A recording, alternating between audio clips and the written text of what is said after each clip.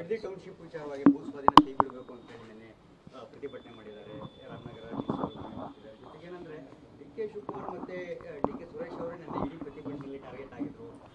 ಇಲ್ಲಿ ನೋಡಿದ್ರೆ ಎಲ್ಲ ಹಂತದಲ್ಲೂ ಕೂಡ ಇಲ್ಲೊಂದ್ ಕಡೆ ಸರ್ಕಾರಿ ಭೂಮಿಯನ್ನ ಕಬಳಿಕೆ ಆಗುತ್ತೆ, ಮತ್ತೆ ದೊಡ್ಡ ಮಟ್ಟದಲ್ಲಿ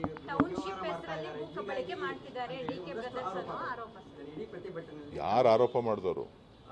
ಎಕ್ಸ್ ಎಮ್ಎಲ್ಎ ಎ ಮಂಜು ಇರ್ಬೋದು, ಹಾಗೇನೆ ವಿರೋಧ ಪಕ್ಷ ನಾಯಕರು ಆರ್ ಅಶೋಕ್ ಅವರು ಎಲ್ಲರೂ ಕೂಡ ತಮ್ಮನ್ನೇ ಗುರಿಯಾಗಿಸ್ಕೊಂಡು ಇಡೀ ಪ್ರತಿಭಟನೆ. ಈಗ ಆರ್ ಅಶೋಕ್ ಅವರು ಒಂದು ವಿರೋಧ ಪಕ್ಷದ ನಾಯಕರಿದ್ದಾರೆ.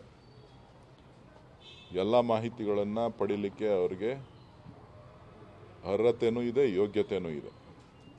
ಅದಿಲ್ಲ ಅಂತ ಹೇಳಿದ್ರೆ ನಾನು ಅದಕ್ಕೆ ಮಾಹಿತಿಯನ್ನು ಕೊಡ್ತೇನೆ.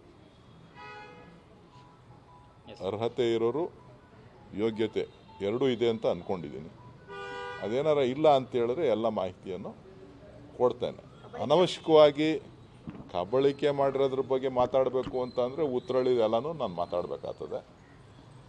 ನಾನು ಮಾತಾಡೋಕೆ ಹೋಗೋದಿಲ್ಲ. ನಾವು ಯಾವುದು ಭೂಸ್ವಾಧೀನ ಪ್ರಕ್ರಿಯೆ ಮಾಡಿಲ್ಲ. ಹಿಂದೆ ಏನು ಮಾಡಿದ್ರು ಕುಮಾರಸ್ವಾಮಿಯವರು ಅದು ಮುಂದುವರೆದ ಭಾಗ. ಕುಮಾರಸ್ವಾಮಿಯವರು ಮಾಡಿದಂಥ ಅವರ ಆಶಯದಂತೆ ಏನು ಉಪನಗರಗಳ ರಚನೆ ಆಗಬೇಕು ಅಂಥೇಳಿ ಅವರ ಸರ್ಕಾರದ ಅವಧಿನಲ್ಲಿ ತೀರ್ಮಾನ ಆಗಿ ಅದನ್ನು ನೋಟಿಫೈ ಮಾಡಿದರು.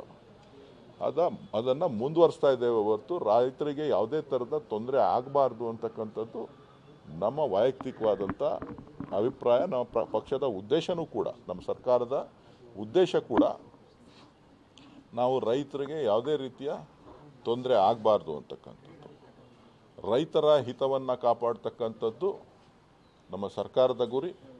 ಮಾನ್ಯ ಉಪಮುಖ್ಯಮಂತ್ರಿಗಳು ರೈತರಿಗೆ ಖಂಡಿತ, ಆ ಭಾಗದ ರೈತರಿಗೆ ಖಂಡಿತ ನ್ಯಾಯವನ್ನು ಒದಗಿಸ್ಕೊಡ್ತಾರೆ.